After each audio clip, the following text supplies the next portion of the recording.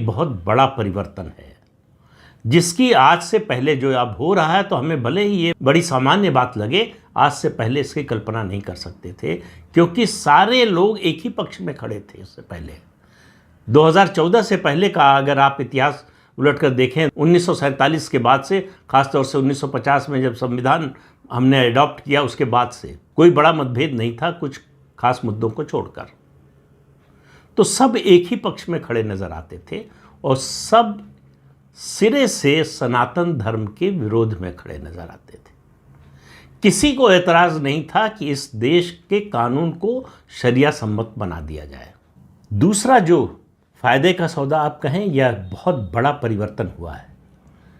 वो जो पिछला एक्ट था 1995 का, जिसमें 2013 में संशोधन हुआ और सेक्शन 40 जोड़ा गया कि वक्फ बोर्ड जिस संपत्ति को देश में कह देगा कि ये वक्फ की है, वो वक्फ की मान ली जाएगी। उसके लिए उसको कोई सबूत देने की ज़रूरत नहीं है, कोई कागज़ नहीं दिखाना पड़ेगा। इसीलिए नारा निकला था, हम कागज़ नहीं दिखाएंगे। उनको लगा जब देश की इतनी बड़ी बड़ी संपत्तियों पर बिना कागज़ दिखाए हम कब्जा कर सकते हैं, तो फिर किसी और चीज़ के लिए कागज़ क्यों दिखाएं।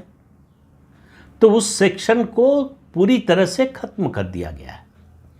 अब वक्फ बोर्ड के पास ये ताकत नहीं है कि किसी भी संपत्ति को वक्फ संपत्ति घोषित कर दे और कहे कि हम कागज़ नहीं दिखाएंगे। एक तो घोषित ही नहीं कर सकता, दूसरा वक्फ की संपत्ति जो भी घोषित की जाएगी उसके लिए रजिस्टर्ड वक्फ डीड होना ज़रूरी है, कंपलसरी है। और इसके लिए एक पूरी जो है न्यायिक प्रक्रिया जो है, एक कानूनी प्रक्रिया तय कर दी गई है।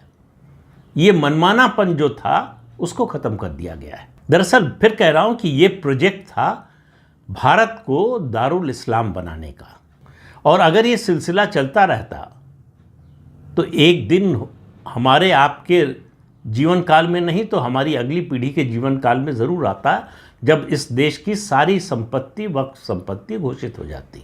आप रफ्तार देख वक्फ की संपत्तियों के बढ़ने का, उससे आपको अंदाज़ा लगेगा कि कितना बड़ा प्रोजेक्ट चल रहा था। और हिंदू हमेशा की तरह सोया हुआ था। इसको जगाने का काम किया है सरकार ने। बहुत से लोग हैं संतुष्ट नहीं हैं कि इससे ज़्यादा होना चाहिए था। अरे भाई, जब ये हो रहा था तब आप कहाँ थे? तब आप विरोध में खड़े हुए थे क्या? और अब जब उसको कम किया जा रहा है तो आप असंतुष्ट होने का दावा कर रहे हैं।